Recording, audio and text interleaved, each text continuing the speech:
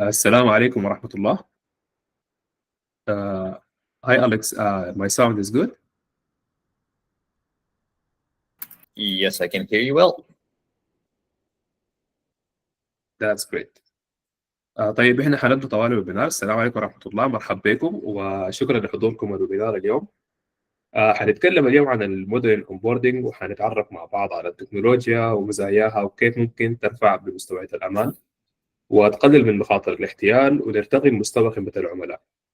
أحب أعرفكم بنفسي، أنا أحمد المكي، مدير تطوير الأعمال في شركة دار تكنولوجي، ومعانا في الويبينار اليوم مستر ألكسندر. Mr. Alex is the head of customer success in Regular.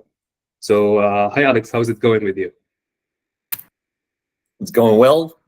Thanks for introducing me, and hello everyone. I'm glad to be here and participate. Thank you Alex for being here with us today. فاسمحوا لي انه اعرفكم على دال للتقنيه. شركه دال بتشتغل في 4 محاور رئيسيه. المحور الاول اللي هو الدال اي تي، بنغطي فيه مجالات التكنولوجي سوليوشنز والسوفت وير سيرفيسز والبنيه التحتيه، الاي تي انفراستراكشر والسكيورتي اند سيرفيلانس. في ثاني محور دال تيليماتكس، بنشتغل في مجال الماشين تو ماشين نتوركينج وانظمه التتبع والمراقبه واداره الاساطير والانظمه الذكيه. المحور الثالث اللي هو دال اي او تي، احنا بنغطي المجال اللي بنحتاج فيه لبحث وتطوير عميق، فبنشتغل فيها الشغل بتاع البروتوتايبنج والكاستم فريم وير ديفلوبمنت، واذا محتاجين فيه بي سي بي ديزاين. وفي الاخير برضو عندنا دال فينتك. ففي الفتره الاخيره ظهرت تحديات في السودان، وبرغم الحاصل كثير من الشركات والمؤسسات قررت الاستمراريه في خدمه المواطنين. ونحن في دات تكنولوجي اخذنا على عاتقنا مسؤوليه المساعده بالنسبه للمؤسسات والشركات اللي بتجتهد عشان توصل الخدمه للعملاء باحسن وجه. ففي دات تكنولوجي مشينا في اتجاهين. الاتجاه الاول تطوير خدمات كامله، والاتجاه الثاني الشراكات مع شركات اخرى ضليعه في المجال، فبناخذ من خبرتهم وبنفصل منتجاتهم عشان تلائم سوق السودان والوضع الحالي وجه التحديد. والنتيجه كانت 6 خدمات مقدمه للقطاع البنكي، اللي هي في البدايه خدمه الهوستنج، ثاني حاجه خدمه الاونبوردنج، وبعدين خدمه الواتساب انتجريشن، وخدمه الكونسلتنسي بالنسبه للابل في الابلكيشن بالذات، خدمه البي بي اكس او الكوبانيه، والمايجريشن والانتجريشن. فمن هنا انا حادي المايك لمستر اليكس. Mr. Alex, you can start right away. Thank you. Once again, hello everyone. I'm glad to be here, and thanks for organizing this webinar. Just give me a second so I can start sharing my presentation.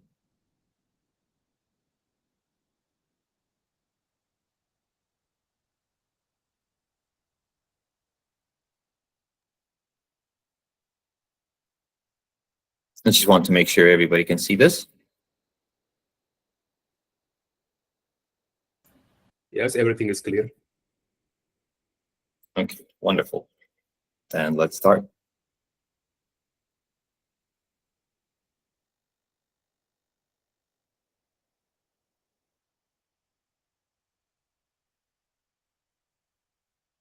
Well, as you already know, I am from Regula.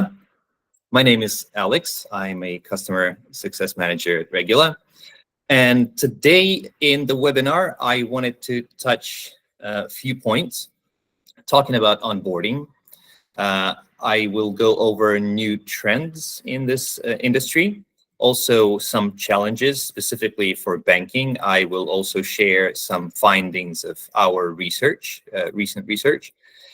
And then I'll go over some ways or technologies that are available right now that you can use to facilitate your onboarding process. Well, just a few key facts about Regula. We have been established, or we have been in the industry for over 30 years. I think we're probably the oldest company in this industry from 1992. It all started with manufacturing of devices for banknote authenticity and ID verification purposes. And from the very beginning, we've had our research and development 100% in-house, which always allow us to control the quality. Currently, more than 80 country borders are equipped with Regula solutions and devices, and we proudly offer the most comprehensive library of identity documents from 250 countries and territories that is being used by thousands of our clients. Regula's portfolio consists of 4 spheres, and we're probably the only company providing complete high-quality analysis of security features, embracing 4 spheres. One sphere is software for identity and biometry verification. This is what we're touching on today, but there's also forensic devices sphere. This is where we manufacture forensic devices in our facilities in Europe. We also develop information reference systems, which are used by professionals like forensic laboratories or border control officers. And we also provide training workshops for, again, mostly border control officers and international organizations such as Interpol. Let me talk about how severe will the impact be, and will the digital ID break up the traditional IDV market altogether? We have worked with Forrester on some in-depth research, and I will share this with you today. So let's start with a definition.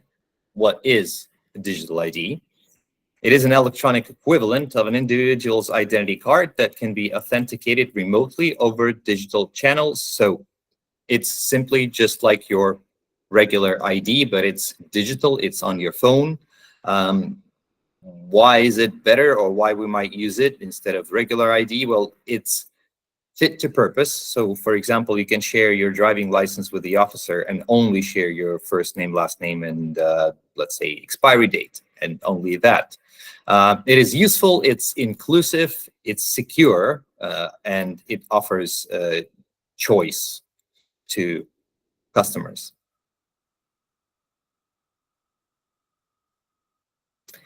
So once again, why you might want or need, or why might the market need digital IDs? So it's a way to prove yourself electronically, simply as that. And also you can prove your identity electronically remotely, and it adds security compared to just regular identity card, physical identity card. Digital ID makes things easier for citizens, businesses, and governments. It enables economic value by fostering access to goods and services. For example, well, some banks might not want to open accounts for individuals with just physical IDs, deeming that not secure enough. But if you have digital ID, a whole kind of new horizon opens of new goods and services that you can have access to. And the right of every person to have a digital identity that is recognized everywhere, it's not really contended.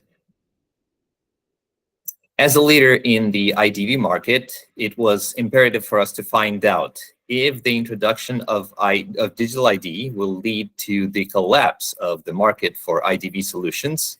Of course, this is very important to us as the company working in this industry. Is this a topic many of you have given thought to? Well, let's see. So we commissioned Forrester Consulting to conduct the research with custom survey questions asked of respondents with responsibility for identity verification solutions at their organizations. The survey was conducted in January through April 2024. You can see the countries that participated: Germany, UK, UAE, and US. You can see the employee size of the companies that we surveyed, also the level of responsibility of decision makers we communicated with. And you can also see that we zeroed in the industries such as technology service, financial services, telco, telecommunication, aviation, and government. So let's see what we found out. First of all, we learned about digital ID awareness. Turns out most of the companies, 81%, are aware of what a digital ID is. This is very good. 49% have a high to very high awareness of digital IDs and are ready to implement. That's almost a half. And there is no significant difference among different regions. The level of awareness is high in all countries. Only in the US, the awareness is slightly lower. 74% have high to moderate awareness. Now, the use cases of digital ID, what might they be? Digital ID use cases are the same with traditional IDV use cases. That's simple as that. The financial sector is leading with online transactions and online account openings at 46% and 38%, and 50% in the UK consider e-government services will benefit most of all. Down below, you can see other use cases. It's very interesting to look at them. Remote customer onboarding, pertinent to us. Mobile device access, workplace access and remote work. Age verification, cross-border services, healthcare service access, travel and hospitality bookings, and remote education services. This, by the way, might not be obvious, but yeah, more and more remote education services are being offered right now. As the digital landscape evolves, 74% of stakeholders emphasized the necessity of global ID standards to ensure interoperability and consistency across borders. This unified approach is pivotal not only for maintaining a vibrant identity verification market, but also for fostering its evolution. One of the key challenges is that existing standards is different in different countries and regions are not connected. And this is a huge problem in marketing digital ID unified.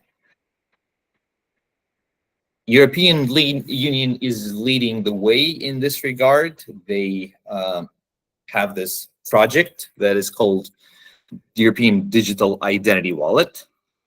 It is aimed to be a digital alternative of an identity card. It supports a range of other functions as well. You can see there is like a screenshot there, driving license, diplomas, insurances, travel payments. So there are a lot of services that will be offered with this identity wallet. It offers high level of security and privacy. So sensitive data are held in secure element inside and user-controlled selective disclosure. So user can, before sharing information, the user can select what information they would like to share and what information they might not want to disclose. And this project has ambitious implementation schedule. Basically, they are aiming to roll it out by 2026. So let's see, that's not too far in the future. Let's talk about digital ID impact, benefits, and challenges. So there is impact on revenue. The majority of respondents anticipate a positive impact on revenue from the adoption of digital IDs, with almost 1/3 expecting an increase of 20 to 29%, and almost a quarter of respondents foresee an increase of 10 to 19%. Interestingly, quite a significant 16% of participants are optimistic about a substantial revenue increase of more than 30%, while only a negligible 1% do not expect any increase in revenue. This means that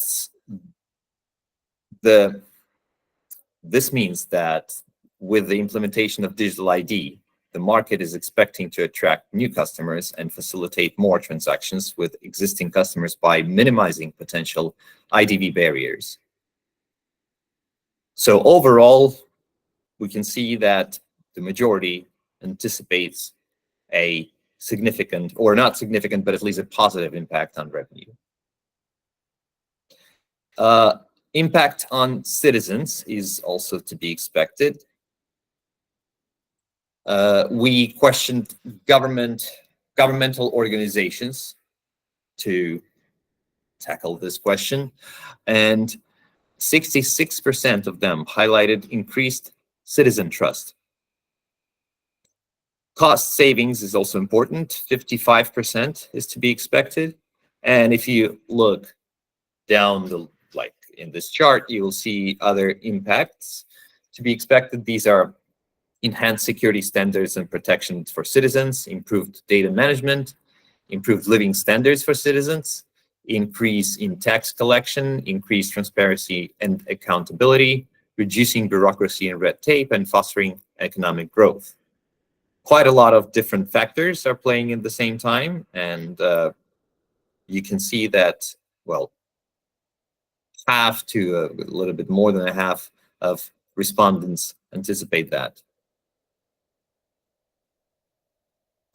Impact on security is also to be expected. The adoption of digital ID technologies marks a significant leap forward in securing data and reducing fraud across industries. In the US, 82% of organizations expect digital IDs to substantially improve their security infrastructure and fraud prevention capabilities. A sentiment that is somewhat lower in the UAE at 68%. This notable difference underscores the varied expectations and readiness levels across regions. The implementation of digital ID is not merely an upgrade. It is a critical evolution that could offer a strategic edge in the ongoing battle against fraud. Well, talking about fraud, let's look at impact of fraud expected from implementing digital IDs. Half of the respondents expect a 30% or greater reduction in fraud with the implementation of digital IDs. This is quite a positive sign, as an expectation of such a significant reduction in fraud could directly financially justify broad implementation, thus encouraging uptake.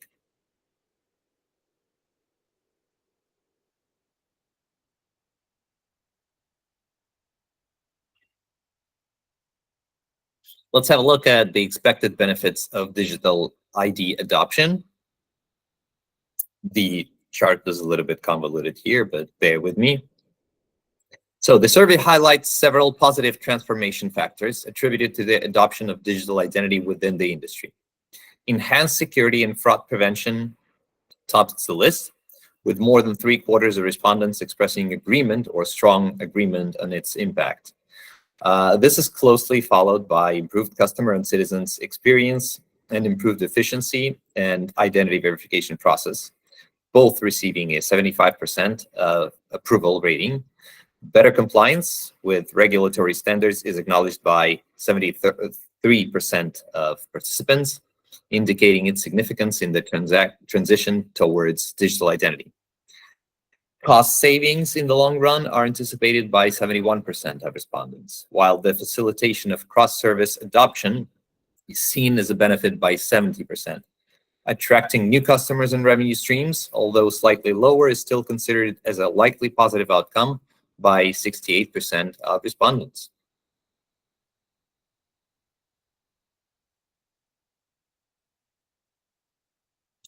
Now, the challenges with digital ID adoption. Let's talk about that.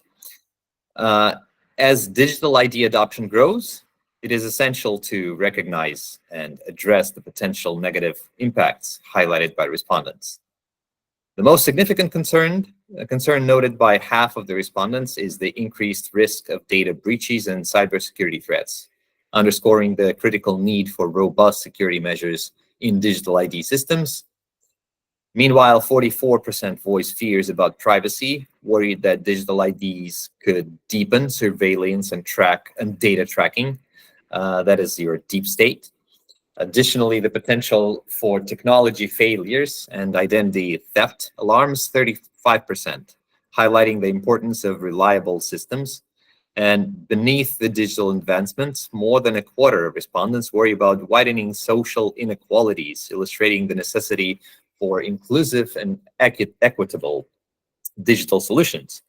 The journey isn't just about adopting new technology, it's about ensuring that it serves everyone justly and safely. Now let's move on to current IDV processes and how to adopt digital IDs.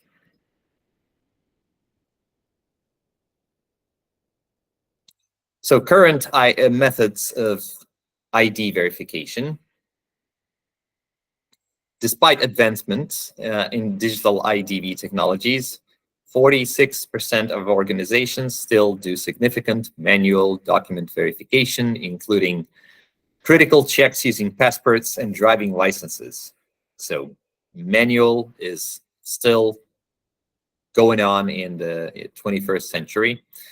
This method coexists with modern techniques such as biometric verification, for 54%, and automated checks, 53%. In industries like aviation, 63%, and finance, 44%, where security demands are stringent, physical documents are still regarded as providing unmatched authenticity. Additionally, 44% of firms use third-party services that often rely on physical documents for thorough identity checks. Notably, in countries with rigid regulatory frameworks, such as the US and Germany, the reliance on physical documents is particularly pronounced. These methods are integral to a comprehensive, multi-layered security approach. While digital methods evolve, physical documents remain indispensable, ensuring reliable and trustworthy identity verification across various regulatory environments.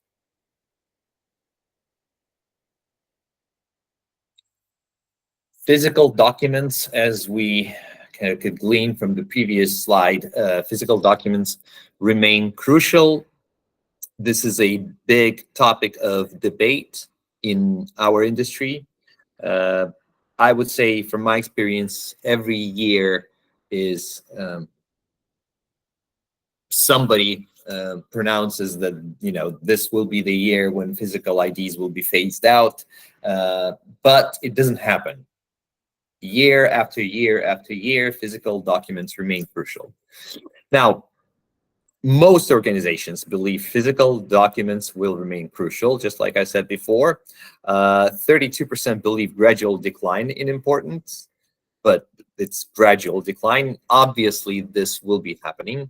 Only 19% predict a rapid phase out, and only 9% believe that in the niche role of physical documents. And these, by the way, these are commercial entities, and who know how long they will take to upgrade unless there is a very specific proactive legislation. So upgrading to new systems and solutions usually takes time.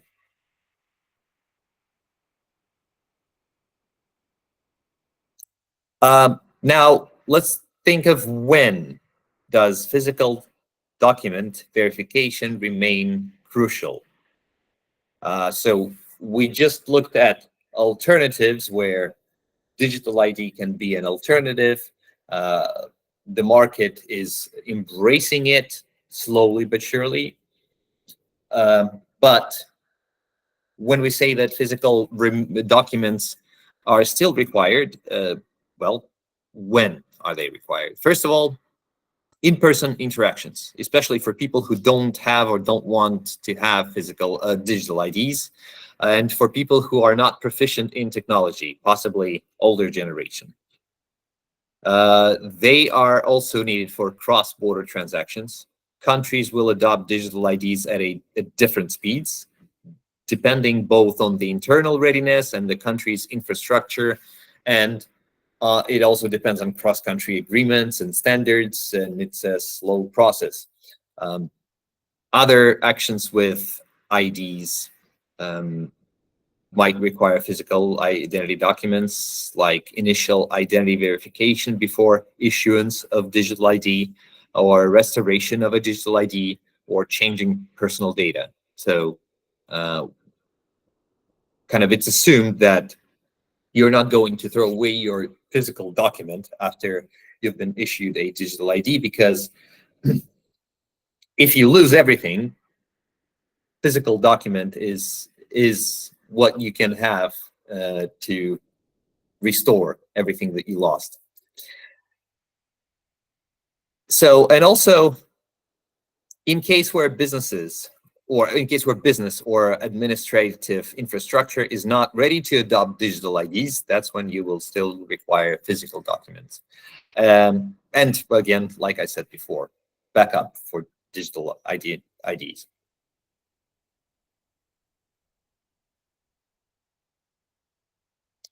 Some recommendations that we can give you: follow digital ID standard updates.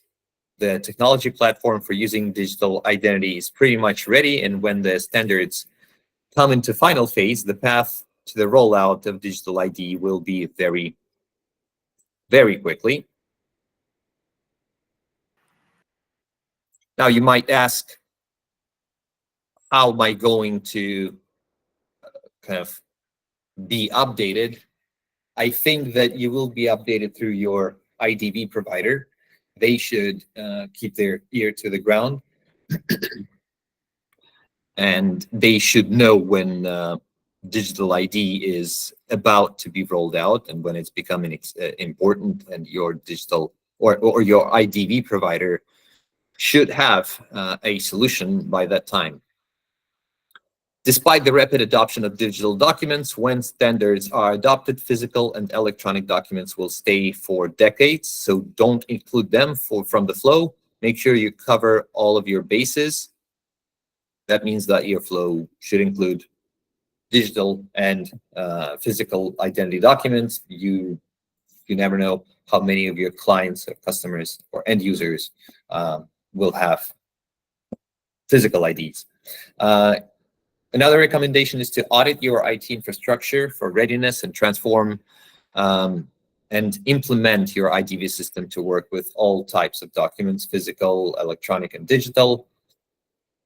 Implement biometric verification. If you don't have it yet, it will stay as essential part of identity verification systems of the future.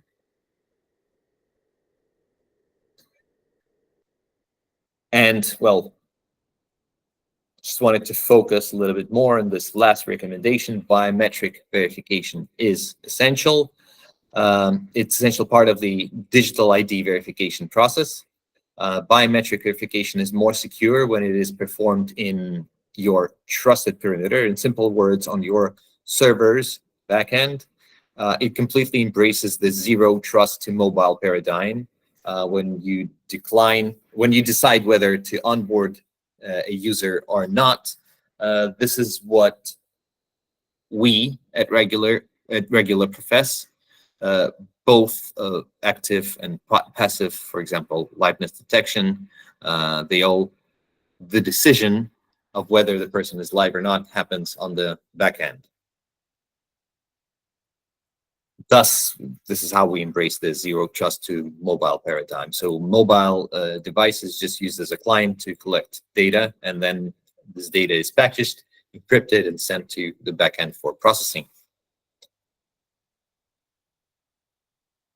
Now, at this point, I just wanted to pause, and Ahmed, I'm not sure if you would like to go over, or if you have any questions at this point, or should I continue? Okay, yes. So let's check with our audience. Is there any question from the audience? إذا في أي حد عنده سؤال أو استفسار ممكن يتفضل إنه raise your hand أو ارفع يدك. ممكن نشوف السؤال. أو إذا حابب تكتب السؤال في الشات أو في المسج برضه ممكن.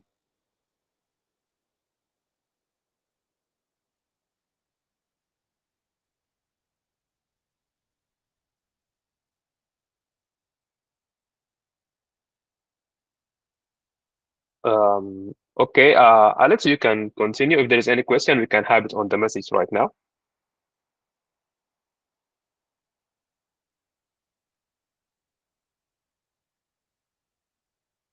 Oh, okay. I was thinking that I see some questions in the chat box. Okay, I'll continue.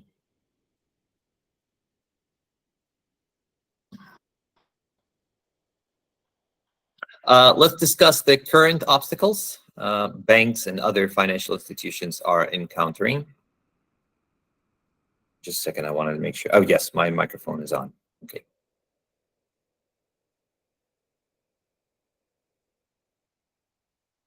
So once again, key challenges for banks. One of the major challenges we are seeing is an unprecedented level of competition, fierce competition. Much of this competition is created by neobanks and fintechs, including crypto.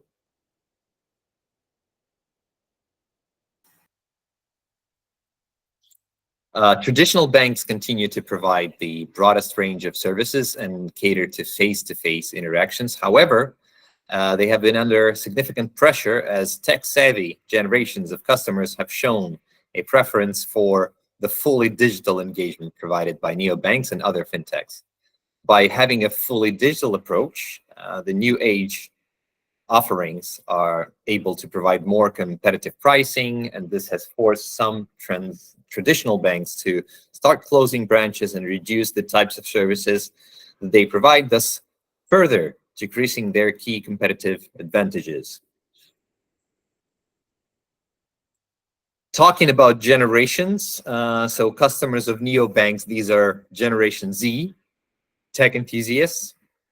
Customers of traditional banks are baby boomers and Gen X's. Traditional banks have, experienced lack of remote convenience, while fintechs, neobanks offer a little bit, they have positive customer experience, and they offer real-time transactions, while traditional banks have little slower processes and longer transactions. So let's take a closer look at some statistics that show the growth of neobanks.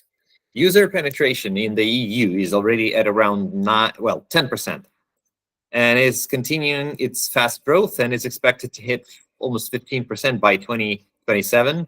In North America, the numbers are even higher. Even currently, we see around 11.5% of the population using neobanks, and expect this number to increase to 16.8 by 2027. Obviously, with such a high growth in users, the transaction value is expected to grow even faster, with an expected CAGR of 18%.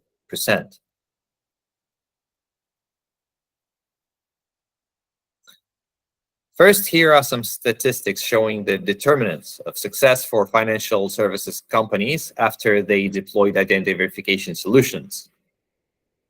What is the biggest determiner of success? As you can see, the majority, 61%, say that customer experience improvement is one of the most significant indicators of success. Reducing security and legal risks at 49% and 48%, respectively, are also important measures of progress. Sorry. It may be a bit strange to hear that organizations in finance-related industries have prioritized user experience above all else. However, this, when put in context of today's competitive environment, makes perfect sense. Customer experience which starts in digital onboarding, is currently one of the main battlegrounds and serves as a strong competitive advantage for those that have executed this well.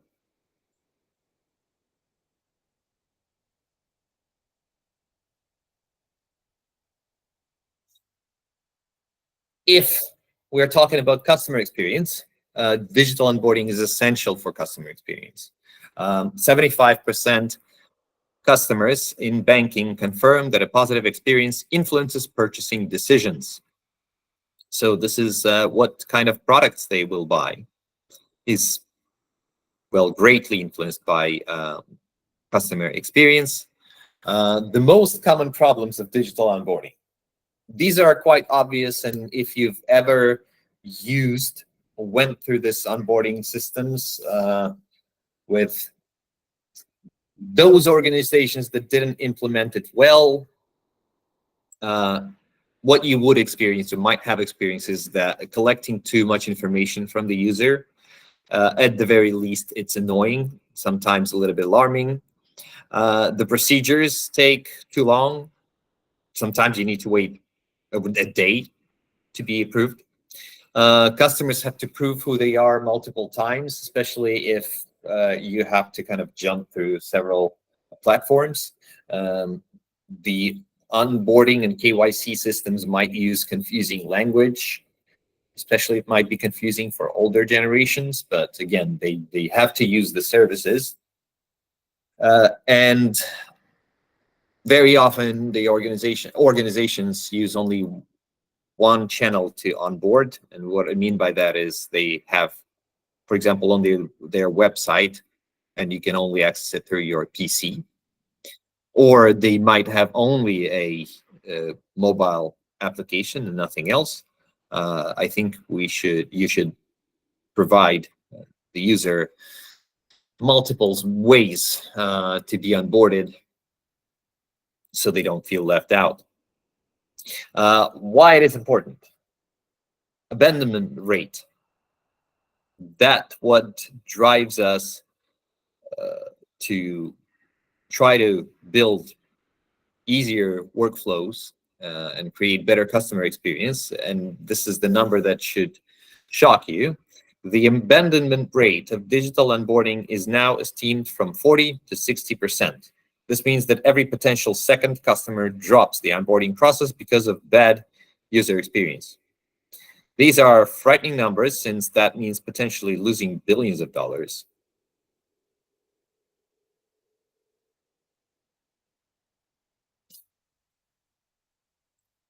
But aside from that, banks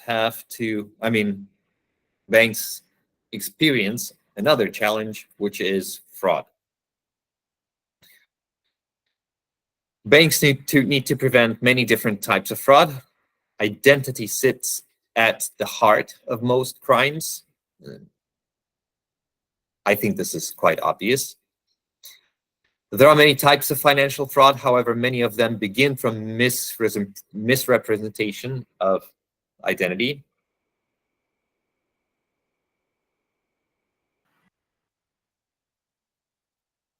As a global developer of forensic devices and identity verification systems, Regula is very well versed with identity fraud. It most often happens during customer onboarding, as a fake identity can facilitate a large variety of crimes. From this perspective, some of you may think that digitizing onboarding can increase security risks for your business. However, the thing is that the right digital identity verification technology and process is certainly more reliable than manual checks, especially when you need to build a user-friendly yet secure digital onboarding process.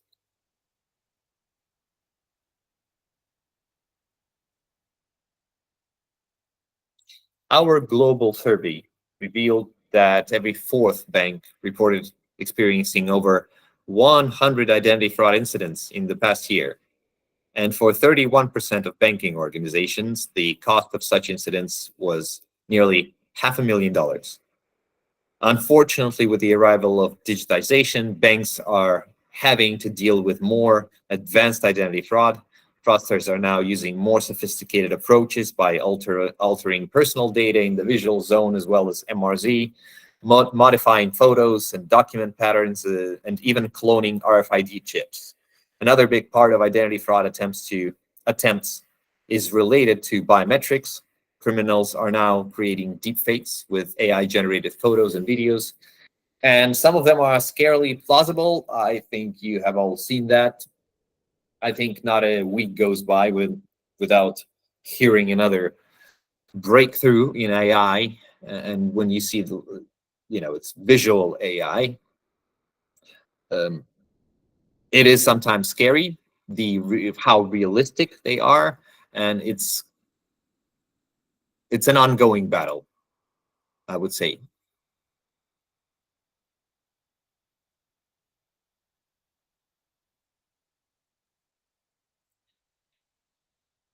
Now I'd like to touch over IDV trends and synthetic identity fraud. So one of types of fraud is synthetic identity fraud. Let me kind of explain what it is. Fraudsters exploit synthetic identities, for example, to establish a positive credit history and then seize large sums. Facial morphing is kind of synthesis task. Say there are portraits of two individuals. So we have two portraits.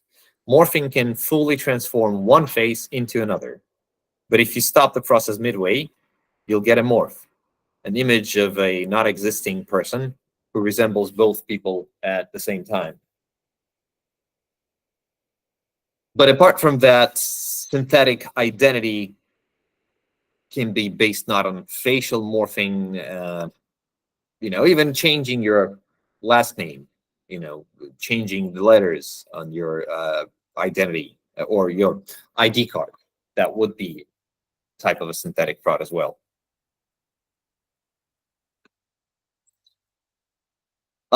We conducted another research done a little bit earlier about the risks of fraud and what it costs, etc. We did it with support of our partners at Sapio. We interviewed over 1,000 fraud detection and prevention decision makers, with over 400 of them in the banking and fintech sector. These interviews were conducted in December 2022 to January 2023 through email and online surveys. And let me share some of the results.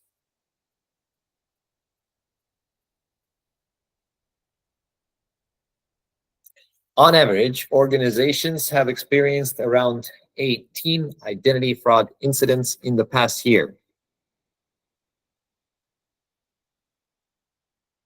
It's not just that is just on average. You can see the numbers on the screen. I would also like to point out that SMBs experience this much rarer than enterprises. So obviously, enterprises are more attractive to fraudsters, and probably they put more resources in that.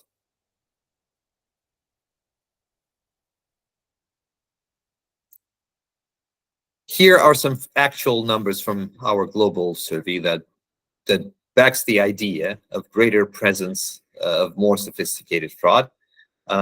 Synthetic identity fraud and deepfakes are now among the most common methods used by fraudsters. However, identity document fraud still makes the lion's share. Whether the company is an enterprise or an SMB, more than half of the organizations surveyed have had to deal with fake or modified physical documents.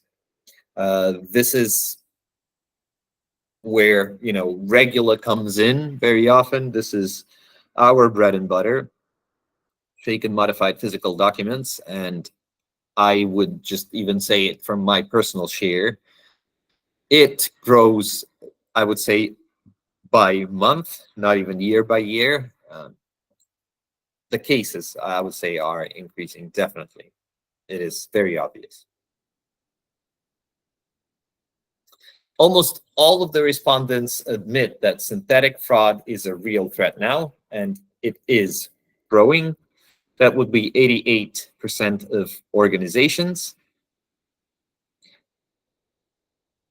Now, beside just synthetic identity fraud, they also mentioned deepfake voice fraud, or video deepfakes were also mentioned.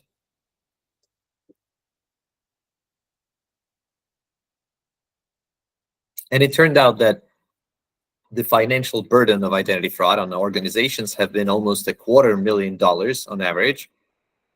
That is pretty staggering. And again, that's just average.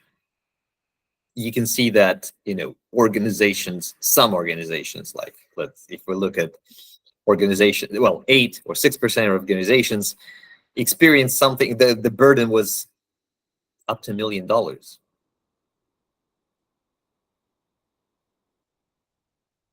Here are some key takeaways on fraud in banking. First, identity fraud is becoming a dire threat to more financial institutions. Last year, 1 in 4 banks detected over 100 incidents involving ID fraud. Second, ID fraud is costly. In 2022, the cost of those incidents in banking was, on average, $500,000. Finally, the boost of digital nomadism affects banks globally. 80% of finance businesses are now experiencing a spike in foreign document verification checks.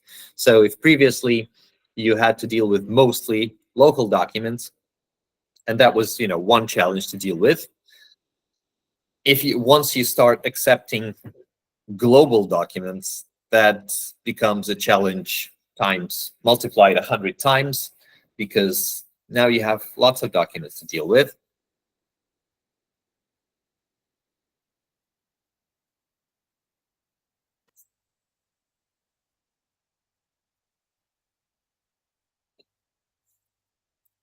Identity fraud incidents in the financial industry have a significant impact on the overall business. Organizations have reported losses due to decreases in the number of potential customers and disruption of business processes, as well as increased spend on additional staffing, legal costs, and penalties.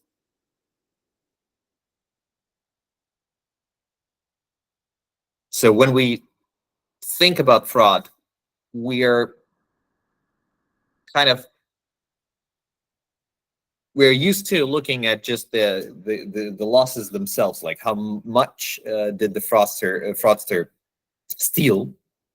But beside that, or apart from that, there are also penalties, there are also legal expenses, there are also lost potential customers and additional staffing, because you might need to hire more people who do manual checks or some other measures. Let's see how companies across different sectors intend to address growing fraud threats in financial strains. The good news is that 93% of organizations consider online identity fraud verification a key fraud prevention tool. That means that most of the companies in banking realize that. That means that most of the banks are leaning towards that. And if they haven't adopted it yet, they are very likely to adopt it very soon. And again, from my personal experience, I witnessed it, how I would say right after COVID,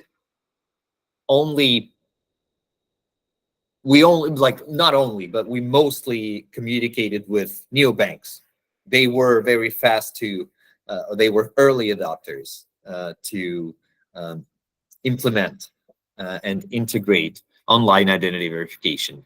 And then a few years later, the brick and mortar banks started to come in with the same idea.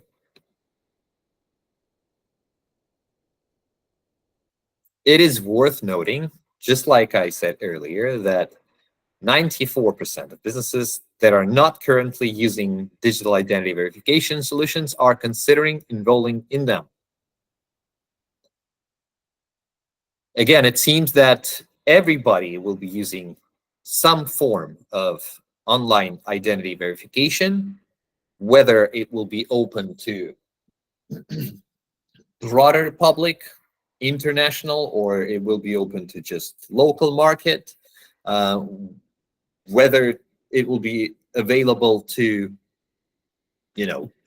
people who have digital or some form of digital ID, or it will be available to all clients. That is just an open question, but in some form or shape, almost everybody will use online digital onboarding.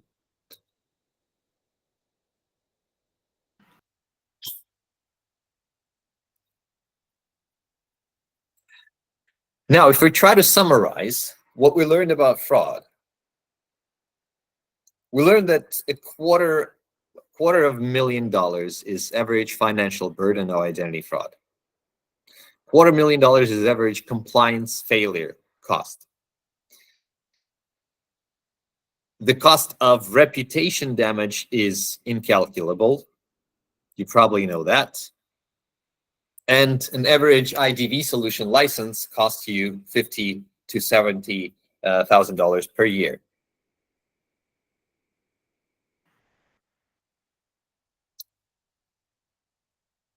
So I think this is pretty much obvious. What is kind of a costlier what is a costlier way to deal with these or address these issues, and what is a cheaper method to address them? What is the most common type of fraud? Now, actually, this is a very interesting question because it really depends on the market. It really depends on the industry. It really depends on demographics, many, many, many things. And I think that even some of the listeners today might give us different answers from their personal experience. Photo replacement is among the most common type of fraud. It is very hard to tackle, hard to address, easy to create, I would say. And the question is there a perfect vendor to detect photo replacement? The answer is no, there is no ideal vendor. And it's more important to understand that ID document security features, it's more important to know and understand ID document security features of a document, not just photo replacement. So when choosing a vendor, I would say make sure that they know a lot, or they know everything about the documents, not just photo replacement. They know the security features, they know what the document should look like, and perhaps not only one document, but all documents or any document that you might need.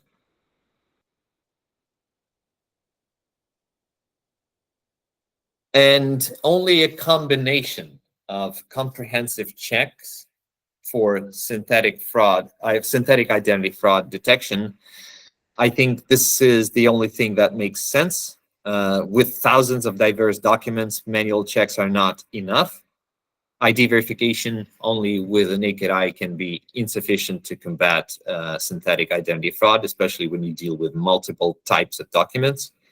The combination of comprehensive technologies and features offers a complete solution to ensure the document is authentic and effectively prevents fraud. The regular solutions verify both the document and the person without compromising the security and user experience. So I would say the more checks you apply, the more confident you can be about document authenticity. And I'm not going to list or name all types of checks that you can see on the screen. If you're interested, again, I can show it or send it to you after the webinar. Now let's look at what might indicate that your IDV solution has gaps.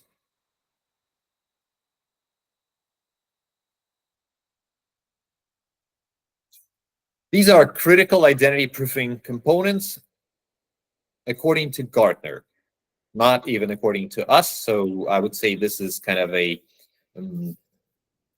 kind of good medium cut of all types of vendors, but critical components that they should have. Document image capture. Preferably, it should be not just a simple capture, it should be smart.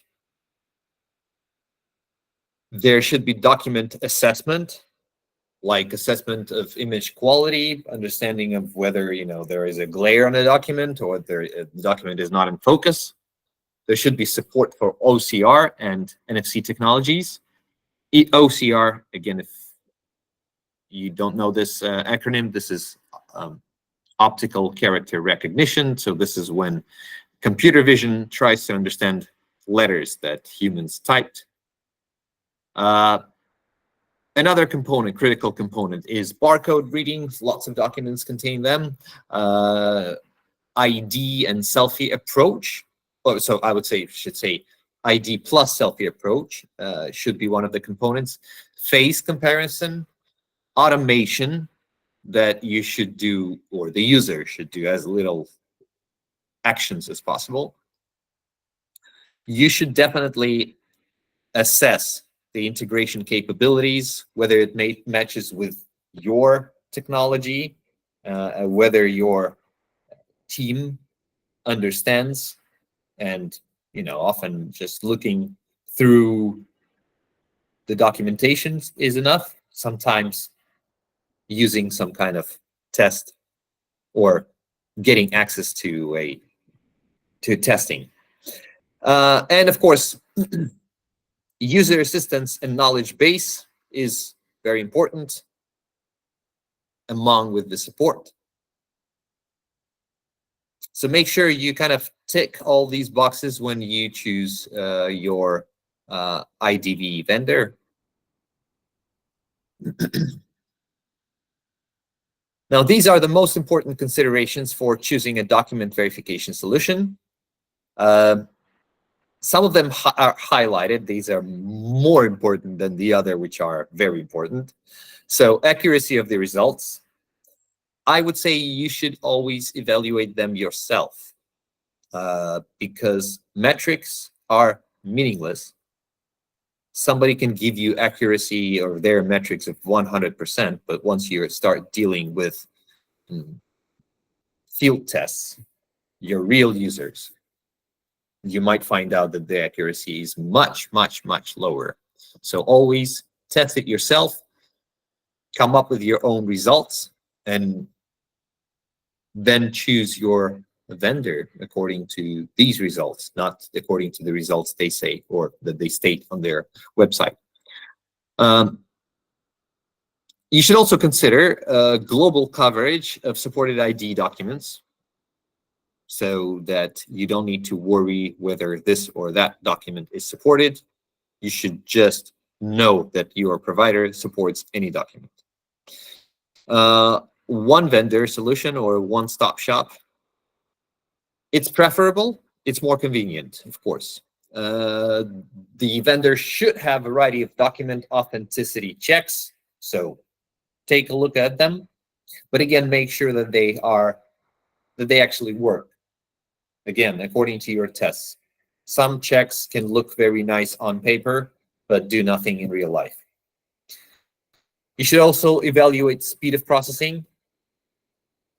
This is, again, it's very easy to find it out in comparison when you compare few solutions head to head. And our philosophy is that the solution should be on-premises based. This is just Regula's philosophy. I know there are, SaaS solutions, very popular, quite easy, quite convenient. But our philosophy is that on-premises is the way to go, especially for higher security. And if I may kind of look at it at identity verification flow, this is what, according to us, it should look like. This part where you see Regula written in this, what color is it? Purple circle. This is what Regula covers, but there are other steps. So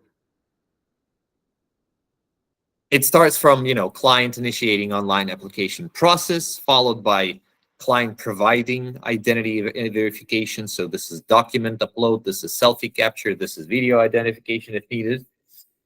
So they upload their document and they extract details. from their document by using OCR or MRZ barcodes. Then they authenticate their document. We check the document for validity and tampering. Then there is selfie capture for biometric matches. So this is when we check if the selfie matches with the portrait on the ID document. And then liveness check can be performed. It can be performed earlier in your flow. This is where we verify the physical presence of a live user in front of the camera. Then the client can, fill their personal details, and then they can pick their products. Then they can e-sign some forms. They can input some data and review it, qualifying details, automatic routing, service activation, and after that, usually the user is verified. There are quite a lot of steps, not easy to, I think it's easy, but I know when you first dive into this, knowing nothing about identity verification, it can be a bit puzzling. But this is where your vendor comes in to help you out with that. Regula hits every step of identity proofing part. So that's what we describe. It's identity proofing. Identity document verification is usually done first, but it can be done after biometric verification. We have two products within our product line for software. They work together. And, again, once for identity document verification, you capture it, you assess it, you extract data, and you verify the data. You can see in extraction and verification parts of this slide, you can see, I would say this is just a short list of things that are done under the hood. And then biometric verification comes in. This is where we capture the face, and this is where we try to detect different attacks. And it's not just face capture, it's advanced face capture. We evaluate face attributes, like we can evaluate the age, for example. And we can also evaluate whether the person's mouth is open or eye is open. But this is usually done for more narrow use cases, I would say.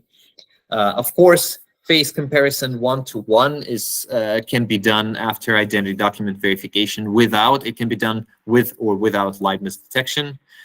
And face search is becoming quite popular. It's a way to verify yourself, easy for the user, but there are lots of use cases. This is where we look for a face in a database.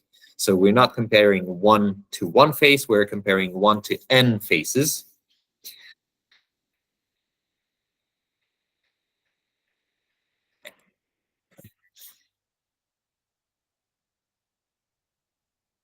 So just like I said earlier, in Regula product line, there are two products that work together. The earlier product is Document Reader. This is the same kind of product that we also have been using in our forensic devices for, again, almost 30 years or over 30 years. And there is Face SDK or Regula Face SDK. So Document Reader deals with identity cards. So ID cards, passport, driving licenses, visas, any ID documents. This is done automatically. Regula Face SDK deals with everything that, face detection and biometrics. It includes face matching, face recognition, just like I said, 1 to n, and liveness detection. Now, very quickly, I'll just tell you a few things about our product, Regula Document Reader SDK. It is a cross-platform set of frameworks or services for automatic identity document reading verification, and authentication from its images taken from any input.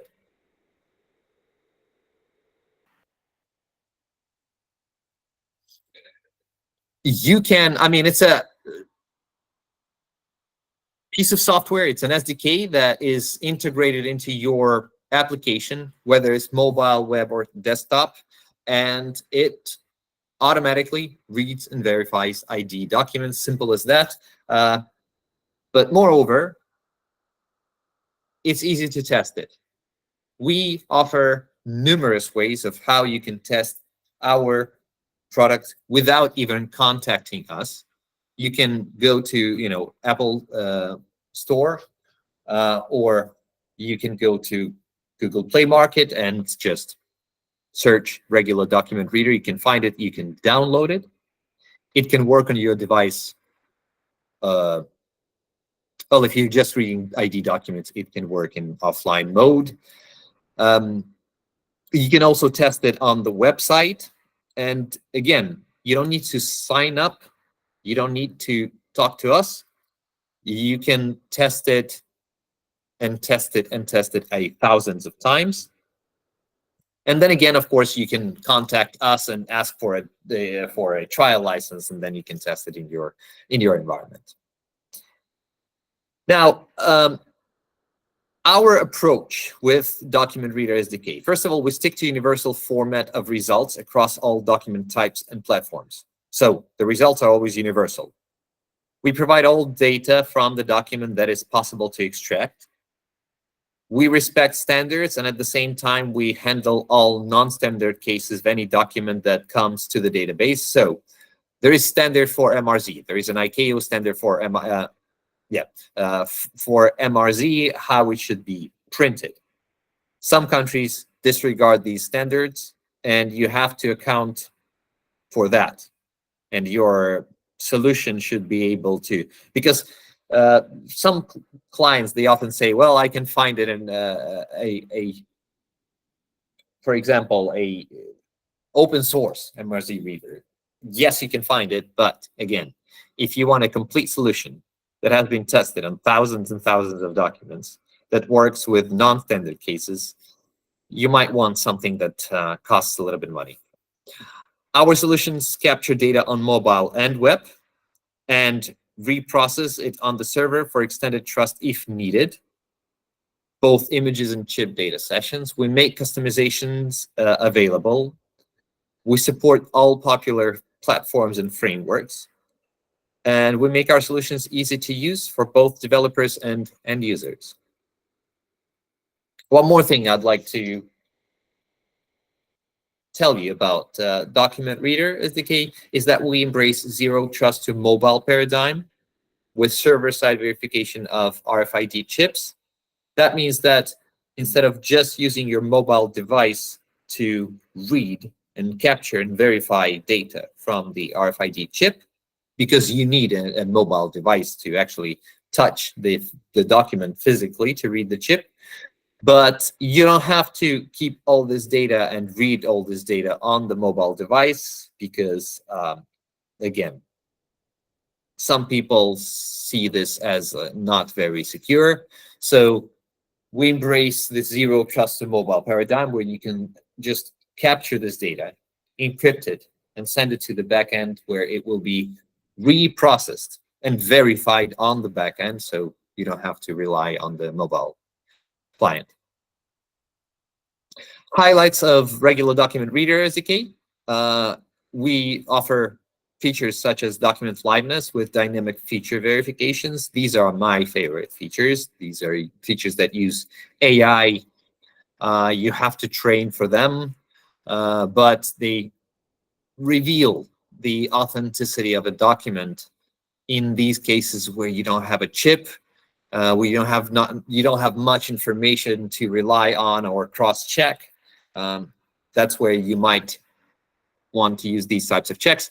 We also offer NFC verification for eIDs. We offer cross-platform support, easy integration, just like I said before. We offer automated document type detection. Now, what that is that you just point your camera and you shoot.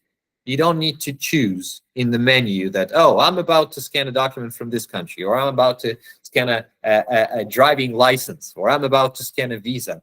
With our solution, you don't need to do that. All 14,000 documents that exist in our database, you just point your camera and you take a picture. I mean, you don't need to click anything. It will do this automatically. We offer superior speed. We offer customization, localization in over 30 languages, and we are fully compliant with ICAO, ISO, and BSI. You can see it on the screen. Then a few words about Regula Face SDK, our second product that deals with biometrics and facial recognition. What it is, it's an AI and ML-driven biometric verification technology that can be integrated into mobile and web apps to confirm any user's identity and protect any businesses from fraud. I've talked about features before. Again, like I said, you can test it yourself. Numerous ways of doing that. Again, you can do it before even contacting us, so then you're able to make a decision whether this solution fits your requirements or not. Usually the biometric check looks like this. You scan the document front and back. There is animation that shows you that you should scan the back of the document. The solution knows that a particular document has another side to scan. Just like I said, we automatically detect the document type. So when there is a document without other side, it will not ask you to scan the other side. So you do this, you take a selfie, and you get the results, the verification. Now, when you take a selfie, you don't need to do it twice. You don't need to do it for liveness and face matching or face comparison. You just do it once for liveness detection, and as the result of this detection, you will receive one frame, or basically one selfie, that you can use later for comparison. Now, liveness detection. This is a way to detect if a real person is in front of the camera. We have implemented the zero trust concept at Regula. So the user's device just collects the data and sends it to the backend, and all the magic happens there. And exhaustive set of checks is executed on the backend to protect against different types of attacks. So types of attacks, these are printed photos, masks, screen replays, and so on. These are presentation attacks, and of course, our solution is trained to defend against all these types of attacks. And apart from this, we offer active liveness detection and passive liveness detection. Passive offers you just more, I would say, more user, not friendliness, but just experience, and it's just faster. But active liveness is more secure. I talked about different presentation attacks before, so it just tries to differentiate between a live person and whether somebody is trying to represent another person or misrepresent. Face comparison is just a comparison of, selfie and a photo from a document, but we don't just do that. We also use the photo from electronic chip.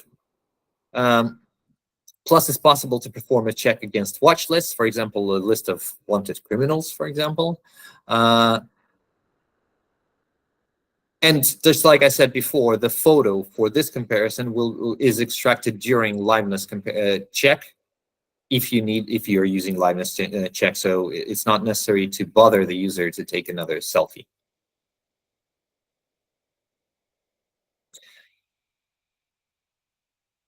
Well, this concludes my presentation. Just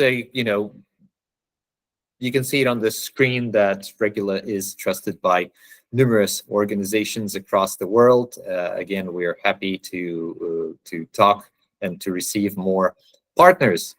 I will be happy to answer any of your questions.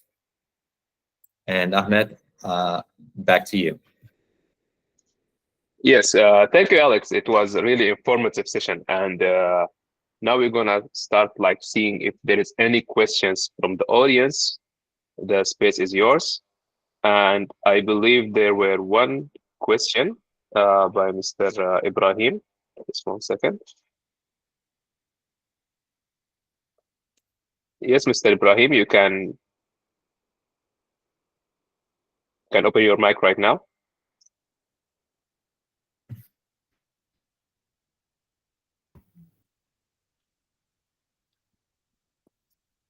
Is it okay now? Yes, we can hear you. Thank you very much, Mr. Skandar, for this very nice and interesting presentation. Really, I passed through this process, and it was very difficult to get the face recognition.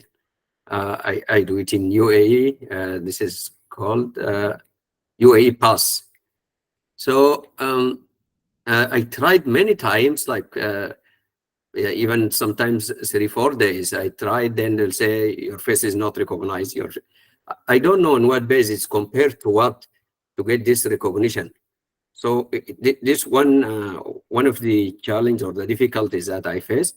But my question is about also after that. Now I'm using the UAE Pass, and I use it on different applications, many governmental applications, the banks, and so on.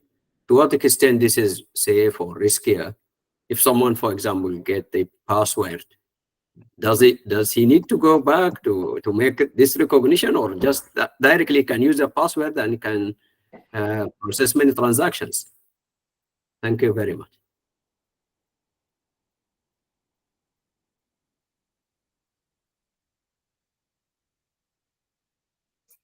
Now, personally, I'm not really much versed in how UAE Pass works, especially with end users. I haven't used it myself, so I can't honestly tell you much, except for if you're experiencing problems with face recognition, talk to the support team. I don't know if you can provide your, ask them if they can record the session or take a picture of what's happening and why the face is not recognized. But again, on your side, I would probably try taking off glasses and just try to use a well-lit room where it's not dark. Usually these things help with face recognition.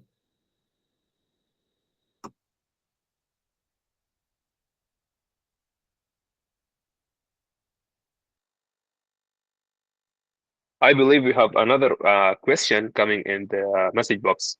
So the question is, does digital ID or digital onboarding work with poor internet signal?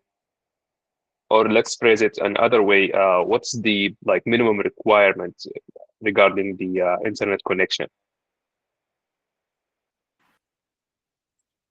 I think that as long as the connection is there, the payloads and the packages are not very big in terms of verification. So I think that poor internet signal is not a big problem. Of course, it may just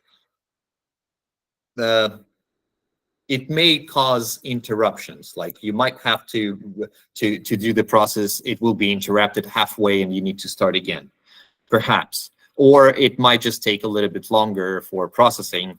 But other than that, I don't really think that it has to be a problem.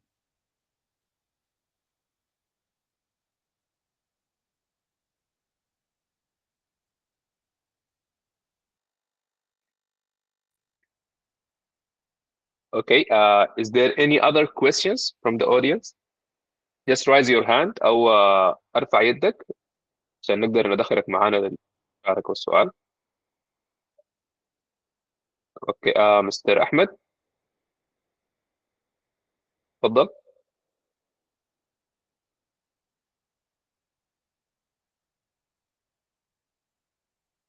مستر أحمد بس تفتح المايك.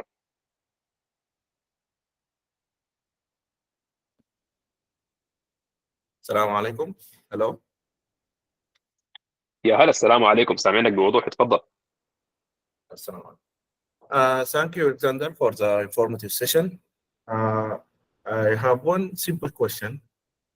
Me, as a financial institution or financial bank, why I should have to go forward with regular rather than other provided solutions like Amazon identity proving verification and Azure and so on, and other third parties? Why I should go, or what is the difference? What is the make regular unique for me to use regular instead of others? If you can give us small comparison like pricing, quotations, and others factors for me to take the decision. Thank you very much.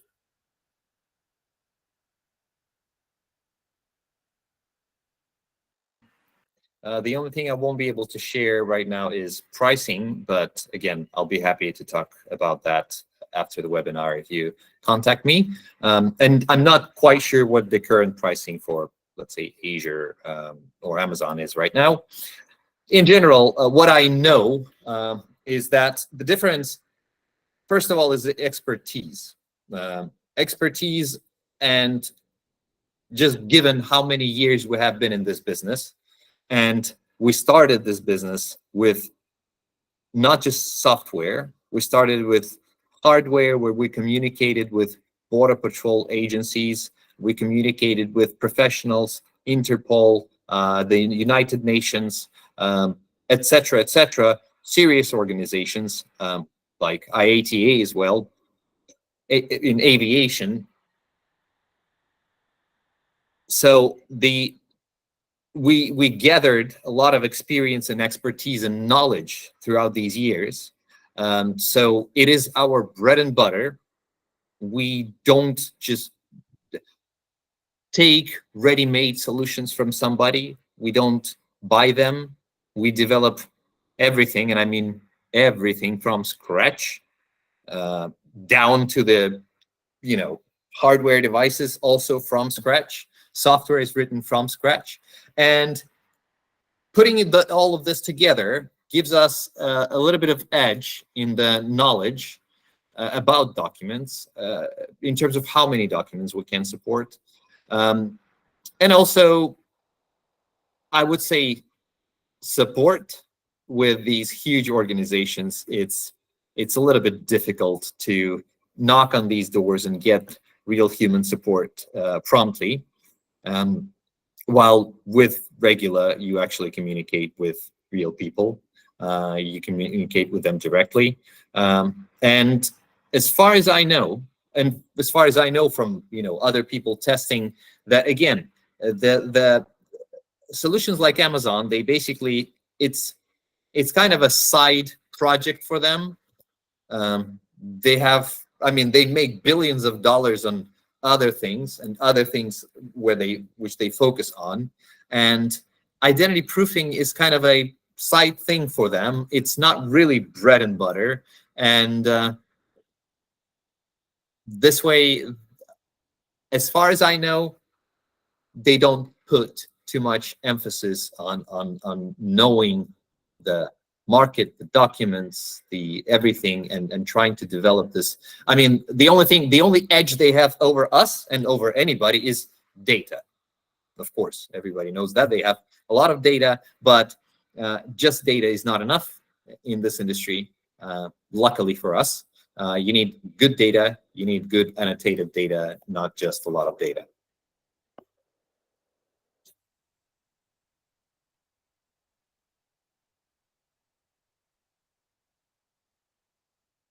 Awesome, fantastic. Thank you, Alex. And we have other question from Mr. عمار. أستاذ عمار اتفضل، ممكن تفتح المايك. السلام عليكم. شكرا لكم. Thank you for Mr. Alex. Thank you for this interesting presentation. I have many questions. Sorry. Do you hear me? Sorry. Hello? Yes, we can hear you. Okay. First, I need to know the onboarding and KFC, the first stage to generate digital ID. That's right.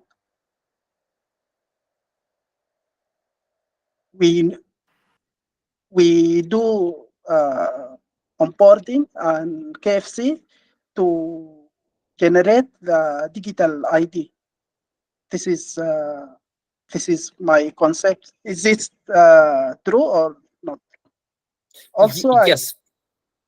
Okay. Very often it is the case. I mean, you start with basically the process is just probably the same as KYC process, but it might be different. You, again, from my knowledge, in some countries you have to go to a physical office, you have to or go to a website, you have to kind of request this digital ID. So it is done in different ways in different countries, and again, lots of countries don't even have any kind of digital ID at the moment. So it's hard to say, but you are correct that in most cases it will look like a KYC process. So what is the output from this process? What I mean is, if I apply onboarding or KYC for my application, that's mean I need to generate digital ID to use it on my other application.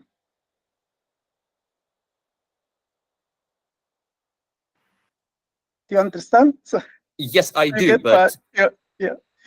Sorry. Talking about a digital ID, it's like at the moment we're just talking in theory mostly. It is not really something you can use right now. Again, but I'm not quite sure. Maybe there are countries where you can use a digital ID. And by the way, as far as I know, maybe in UAE there is some kind of, don't remember. Ahmed, you might correct me if I'm wrong here, but I can't really tell you exactly what it will look like and how you will generate this digital ID. In theory, what you're saying is correct, yes. Okay, thank you. Also, I need to know what is the requirement for the quality of the camera. Is it we need high quality to protect the ID and face recognition, or we can use up to maybe 5 meg or? I understand your question. We don't really specify the cameras or the quality of the cameras because usually we work with all types of cameras, and so there is no list where you have to worry about that. I would say the only time you need to worry about cameras is laptops. Laptop cameras can be very low quality. A lot of you may know this. Sometimes they are lower than 1 megapixel. So laptop cameras can be a problem. With mobile devices, I don't think you can find a mobile device that is lower than 10 megapixels these days. Even if it's 5, I mean, it is good enough to do the whole workflow. It is more important, the lighting is more important than the quality of the camera. So being in a room where the camera can see you and see the document is more important than actual megapixels. Okay, thank you. Also, about liveness protection. there is some question is showing in the application. Can we change this question to other language or make it as a voice? Because some, So if you're talking about Yeah. talking about notifications within our SDK, so Yeah. are you talking about? Yeah, okay. Yeah. So if you're talking about these notifications, you can change the language. I mean, basically, we have localization, and the localization is available for more than 30 languages. So this should work. If it doesn't work and you want to have custom-made notifications, you can create your own notifications and change them. I'm not quite sure if you can change it to voice. Theoretically, you could, but I would have to ask the mobile developer about that. Okay, thank you. But I ask this question because I have background in Sudan. Maybe there is low quality of camera, and also some people will not learn. They cannot learn for questions, so they need to hear the voice.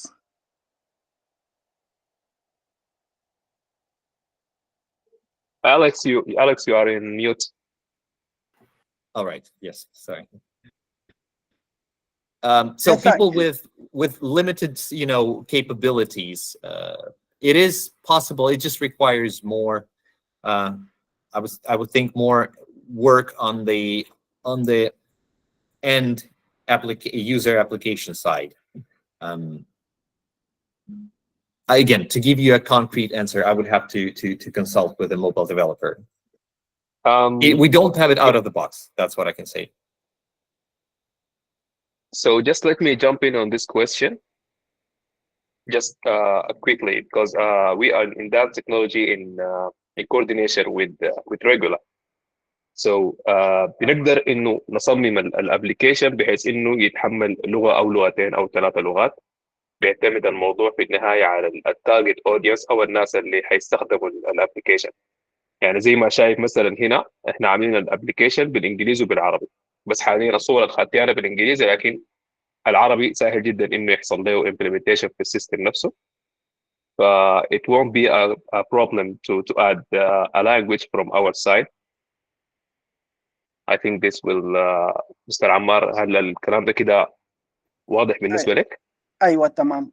بس الرسائل الصوتيه مرات خاصه في الفيس ديتكشن، يعني انه اللايفنس، انه هل فعلا ده شخص، انه بيحتاج انه يتبع مجموعه من التعليمات، انه يغير الوضع الراسي كده. دي ممكن تتبرمج، ما في حاجه. في النهايه الحاجه دي يعني بترجع للجهه اللي عايزه السيستم. هل هم عايزينها تكون باوامر صوتيه او بفويس كوماند، او عايزينها تكون بحاجه بتاعت بس كلام مكتوب، ولا عايزينها مثلا يكون في انيميشن يوري الزول المفروض يعمل شنو. دي كلها في النهايه ترجع للجهه اللي عايزه السيستم. نحن بنبرمجها لهم على حسب الحاجه اللي هم عايزينها. تمام. Also, I'm from National Authority for Digital Certification. So we plan to deploy this kind of verification to provide digital ID. So I ask many on digital ID.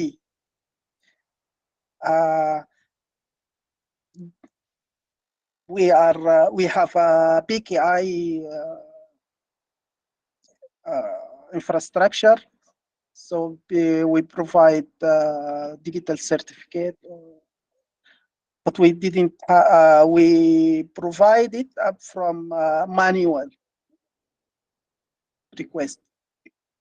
We need at this time there is words, there is no office, So we need to jump to digitalization. Sounds like an interesting project. Also, we need to know if you have a digital ID, you can prepare digital ID. Do you have any plan to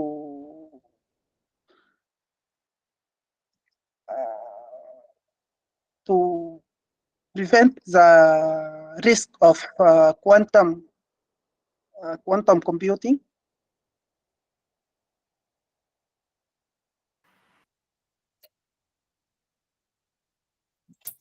So I'm not really, I mean, this is much higher my pay grade to talk about quantum computing.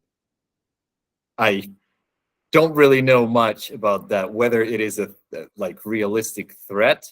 Never heard of it as a realistic threat, but I'm really can't really tell you much.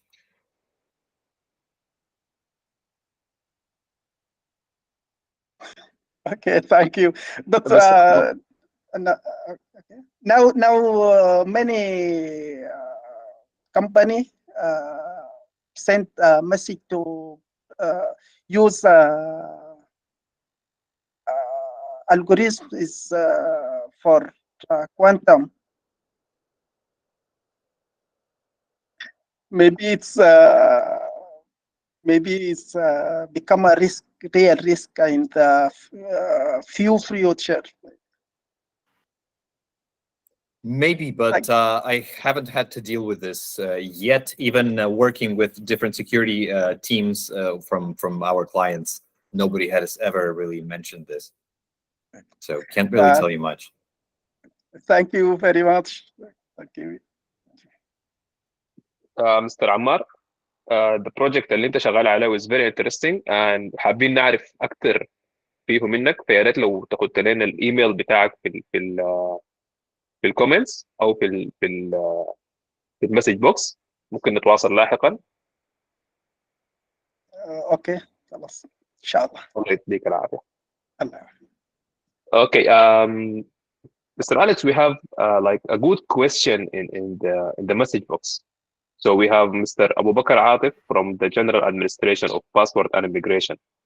He's saying that we are planning to build a program using Python to collect biometric data for using of passports and foreign affairs transactions. And we need an SDK that enables us to connect fingerprint scanners and IRIS scanners to our program. So he have like 4 questions. Do regular provide devices from capturing fingerprints and IRIS scanning? Is there an SDK available to use? Which operating system does the SDK support? And is there any technical support channel that we can contact through while we progress? Now we are using Dermalog devices and we are talking about Sudan. Well, this is quite easy for me to answer because unfortunately we don't have iris or fingerprint scanners. I mean, one of our products had a scanner some time ago, but no, we kind of decided not to move into that direction. These days, the facial recognition, even with quite low resolution, it still provides almost the same kind of security level as fingerprint. So we just decided not to move into this direction. So we don't have them. But in general, we like our SDKs do support Ubuntu and Windows. So we do have installation packages for that.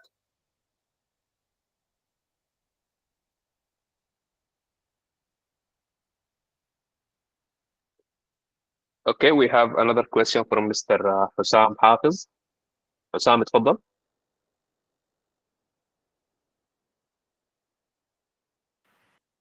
Hello, your microphone is on. Hello? Am I audible? Hi.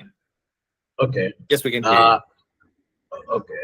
I would like to request more information regarding the integration of different sanction and regulation list with the reporting process provided by your solution. Especially talk about the international sanction list, such as OFAC and international list, and the domestic list that was provided by central bank and sometimes by the commercial bank itself. How you could able to provide a way to integrate with global and domestic sanction list in order to ensure the compliance with the sanction and regulation to be in more compliance with them. I just didn't catch it. What kind of list are you referring to?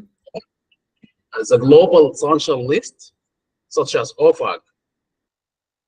And sometimes, and sometimes we need to be integrated with your domestic sanction list provided by your central bank, the Central Bank of Sudan, Central Bank of Sudan, and blue list provided by the bank itself. Now, we focus just on identity proofing through identity documents and just biometrics. We kind of focus on making the system to work like a standalone system where it doesn't have to request or require any information from third parties in order to verify the document and the person. It's very easy to connect these watch lists once you have them. But again, for example, even if we do the global watch list, you still would like to have the local one. But again, I don't believe that one company can have very good access to very good databases in, let's say they support 60 countries. I think for you, it will be much easier to get access to the local database from the central bank than it would be for us. You still need to extract the data from the ID documents because, again, you need to extract the name, you need to extract the photo, and then it's just about, checking whether, for example, whether sometimes it's a photo database, sometimes it's a database of document numbers, sometimes it's a database of where you can just compare first name, last name, birth date, the person exists. Okay, we're done with this. So, again, we are not connected to any third-party databases, but in my experience, it's much more. I wouldn't say it's more convenient because, again, you need to contact another vendor or another organization for this, but it's more efficient and it's more accurate if you get access to your local database than us trying to get this access to this local database. We don't really have that much, presence and contacts in Sudan so that we can communicate with the central bank. So, Mr. Hussam, I would like to add that we, as the technology, we can do this kind of integration. So, for example, let me show you one thing. 1 second. It's about integration, to integrate. So, yeah. So we, in that technology, we do the integration and we grab the data from the lists that required by the organization that is hiring us. For example, here, after we extract the data using Regular, then we have our integration with the civil registration. So we can take this data that is extracted by Regular and take the data that is coming from the civil registration regarding the same personnel. We can compare them together and then give the result. And the result will be on something like, let me show you here, 1 second. Something like this here. So you can also verify that if there is like an internal employee that should verify all the documents together.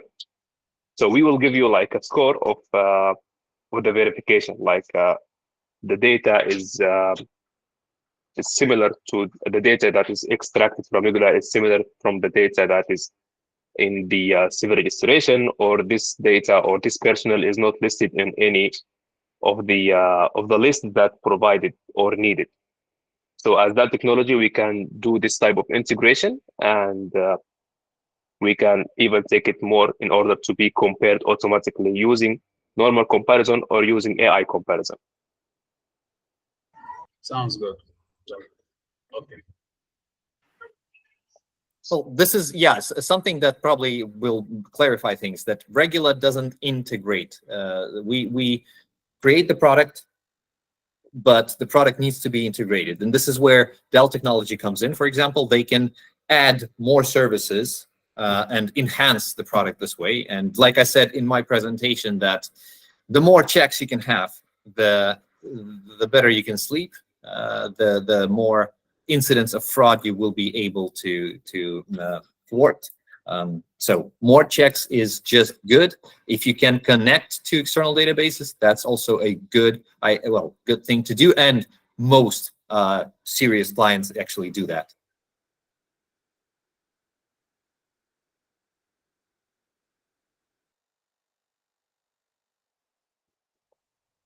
Okay, so do we have any other question? Anyone have something to add?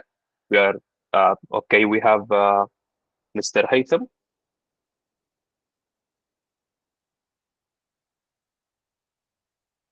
One second. Mr. Haytham, can you raise your hand again?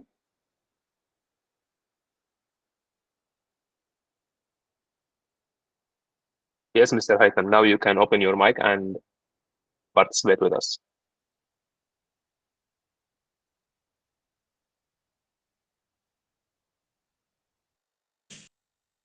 Assalamu alaikum. Thank you very much for the great opportunity and for the great presentation. Actually, I'm asking about the authentication. You have talked about the onboarding, first time onboarding. What about the ongoing authentication for transactions? I mean,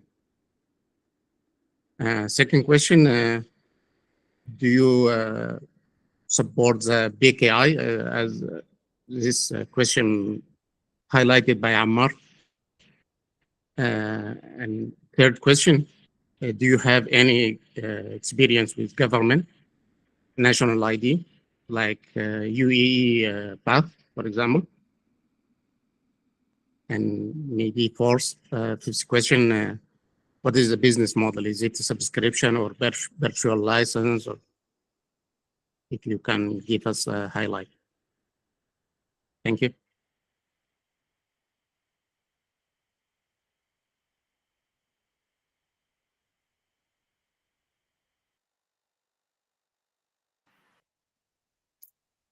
Ahmed, I think this is a question for you. Oh yeah. So about the authentication for the transaction. So it depends on the organizational or the bank process, internal process. So if they need the authentication to be before the transaction, and then they shouldn't tell us how they need the authentication to be. Is it only by facial recognition? Is it by facial recognition and ID scanning, both of them, or one of them, or what else is needed in order to make this authentication? And regarding this one, sorry, for this one, it should be an option for the customer. For example, let us take a bank as an example.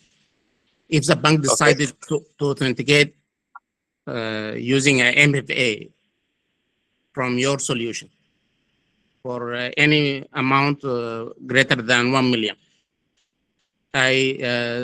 bank should trigger a transaction authentication, and it should hit your application or solution and decide upon the customer selection, pre-selection authentication method. For example, some mobile phone support facial recognition, and others support fingerprinting, and others doesn't support any of these. We have to go for OTP. Yes, as I said, it's all can be implemented. At the end, it depends on the progress or the process that is in the authentication process. I believe in this situation, there will be like some requirements coming from the bank itself, and they can have some options for their users in order to choose from. So in this case, if the requirements coming from the bank is for facial recognition, we can use Regular in that in order to detect the facial and to detect the likeness of the human that is trying to use or trying to make a transaction. And if it's regarding some kind of one-time password or OTP, so we can do this as well. We can integrate with the system, and also we can do it through WhatsApp. So there is a lot of options that is available in order to make the authentication, and it's really come down to the requirements and what actual the customer needs. So here DAL will provide the service as a service, or it will be on-prem on the institution? Both ways. It really depends on the requirements. So we as DAL Technologies are able to do it as a service, and if necessary, we can implement it on-prem.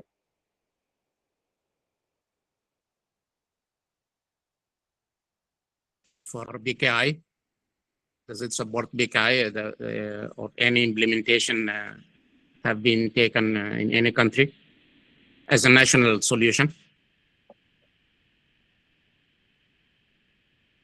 Can you come again? I didn't hear you very well.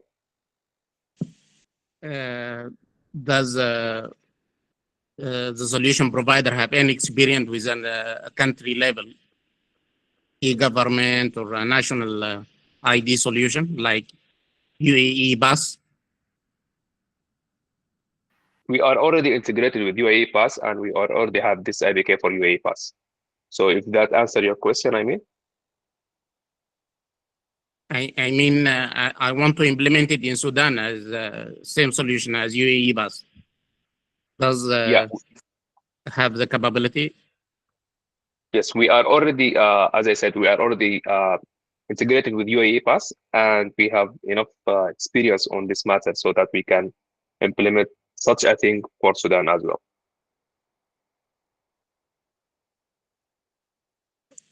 What about the business model? Subscription, perpetual, or all available?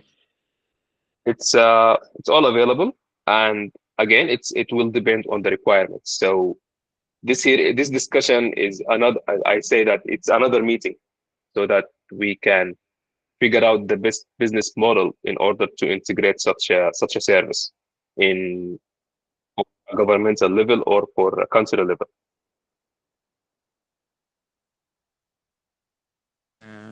Thank you. Mr. Haytham, if you can leave your email so that we can contact you later and take this discussion further. Okay. Thank you very much. And we have our last question from Ms. Khadija Umran.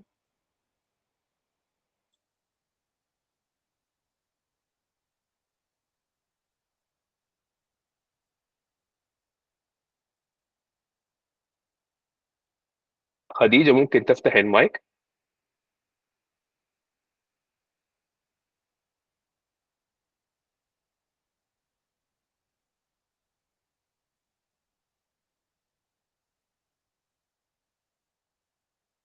خديجة عمران سمعان؟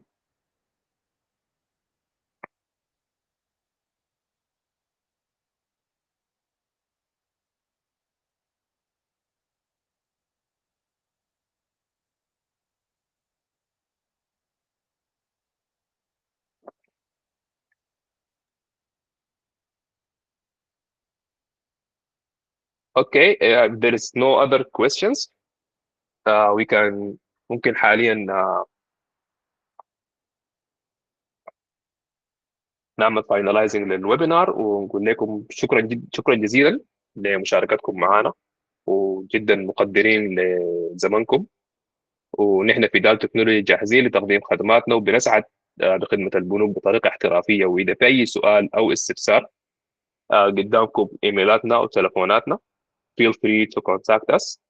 I would like to thank you all for your time. This has been a very great session. Alex, thank you, man. You have been a great help for us. Thank you too. And it's always a pleasure to have you with us and our collaboration. My pleasure as well. Thank Thanks you, everybody everyone. for attending. Take care. شكرا جزيلا. وفي الآخر حنكون عندنا في خلال الأيام المقبلة another webinar حنتكلم فيه أكثر عن الامبلمنتيشن بالنسبة للسوليوشن ده، كيف ممكن يكون بالنسبة للبنوك من ناحية بتاعت الابليكيشن، من ناحية بتاعت الباك اند حقته، كيف بيحصل الانتجريشن بين الباك اند والكور سيستم، وأكثر من كده في الويبينات القادمة إن شاء الله. شكرا جزيلا. Stay tuned with us. في السوشيال ميديا حقتنا you will be contacted through your email or through your WhatsApp as well. وشكرا جزيلا. السلام عليكم ورحمة الله.